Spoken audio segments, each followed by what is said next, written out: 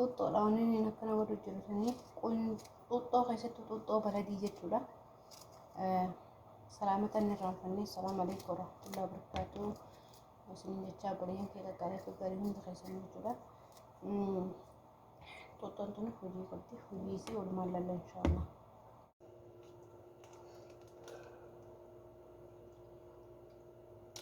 Hayyee xuuxxoo sun kunuutii seen garsiisa. Ni goggogsitanii ani jiitu waan hin goggogsine takka qabuuf isin mul'ise. Bifti isii kunuutanii goggogsitana fakkaatti ni argatan jeetii yaada. Akkana goggoydee akkana fakkaatti jechuudha. Xuuxxoo jechuudha. Isii kunuutii asaaratti na gudura. Goggogsitanii immoo jiitu kan goone goggogsitanii xuuxxoo baladii jechuudha. Mush asfaaraa miti baladii waan kanneen biyya keenyatti maqaa isaatiin talbaa jaaniini asitti immoo waan jaaniin hin beeku afaan arabaati waan jaaniin hin beekan asitti immoo biyya keenyatti talbaa jaaniin jechuudha talbaa jaaniin isa kanatti daa'ima jechuudha walii daa'ima fuula keessan xabiicii jechuudha laasaa akka gartee yeroo isin qalawanniidhaan maal jettanii dawaa kireema adda addaa itti gootan sun caalaa isiniif qulqulleessa. Itti gaa amma ni daa'ina isinitti mul'isaa.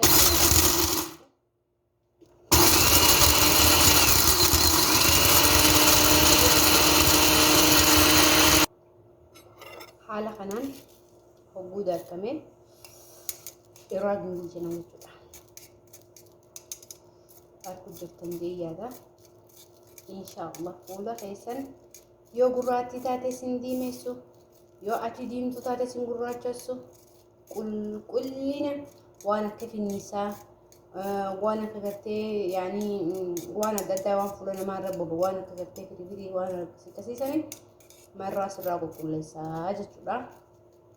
Waan biraas hin godhu jechuudha.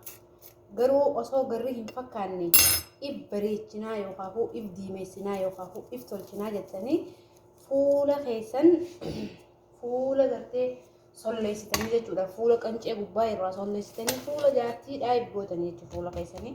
Kanaafuu kana akkamitti akka goonu boodarra isinitti mul'isaa jechuudha. Hurraa isaa malaaqaa takka jedhi lama wayiitti daballa. Arguu jirta zabaadiidha. Zabaadii malaaqaa takka itti daballaa jechuudha. Yoo xiqqoo inni malaaqaa lama waan ta'eef takka fitinaa kanadha. As deebitee ammas maalitti goonaa isuma kana jechuudha. Halib shaayii malaaqaa takka xiqqaa jechuudha. Malaaqaa kan takka jechuudha. Halib shaayiidha. Asitti ni argitanii asala yookaan deema jechuudha. Asala jechuun deema malaaqaa kanuma tokkotti goota isallee jechuudha. Malaaqaa takka ni galee